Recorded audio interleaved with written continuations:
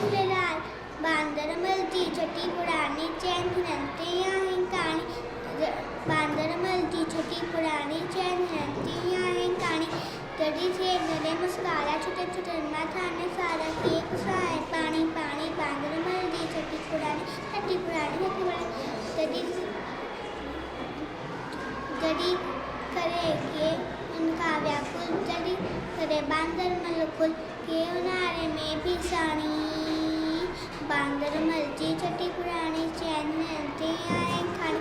खुली रखी बंदूक बुझाए कुछ तो आए कोट बुढ़ाए। खुली रखी बंदूक बुझाए कुछ तो आए कोट बुढ़ाए। बेकी बैठा घरची रानी।